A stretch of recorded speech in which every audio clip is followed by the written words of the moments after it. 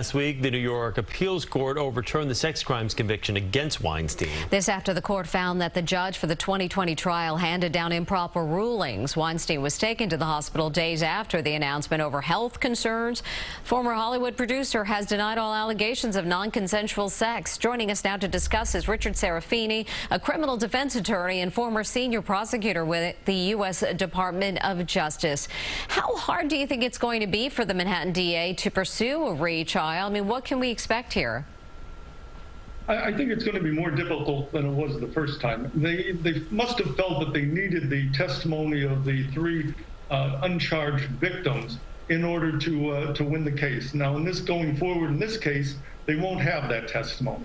Now, on the other hand, people are going to come into the case, the jury, with the knowledge that this is a very notorious defendant. But I think it's going to be somewhat more difficult. I think that's why they wanted that evidence in the first trial. So, Richard, what can we expect then from today's hearing? What would, I guess, would be deemed a success for them walking away after day one today? Well, this is really going to be a rather pro forma hearing today. The Court of Appeals has vacated the conviction. He will be officially notified of that, and the defense, or I'm sorry, the district attorney's office will notify the court if they plan to retry him. They've said they will.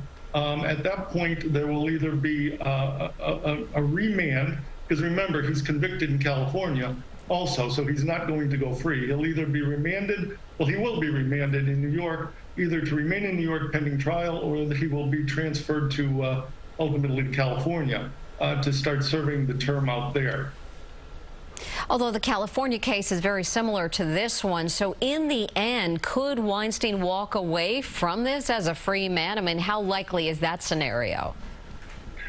Right now, that seems to be unlikely. The California case is completely separate from the New York case, even though the allegations are similar. They're different victims, different court, different fact situation.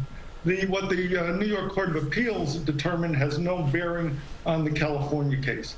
No doubt the California case is under appeal, but again, as I said, different facts, also different law in California.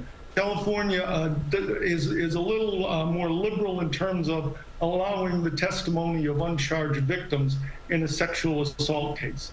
So the short answer to your question is that the New York decision will have little to no bearing on what ultimately happens in California. It'll have no bearing. I won't say little. It'll have no bearing on what happens in California. And with those different rulings, both in California being able to use past, I guess, past allegations, how will the prosecution have to alter their case this time if they want to get another conviction?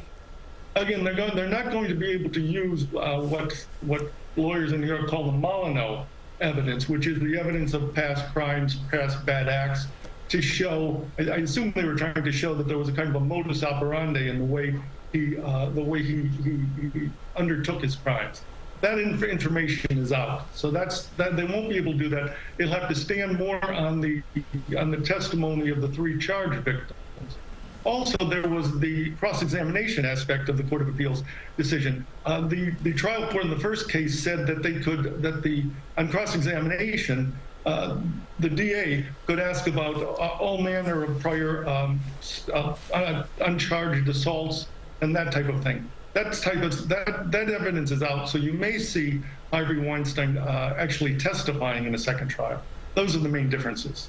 Richard Serafini, criminal defense attorney and former Department of Justice Criminal Division senior trial attorney. Thank you very much for taking some time to speak with us this morning. You're welcome. My pleasure.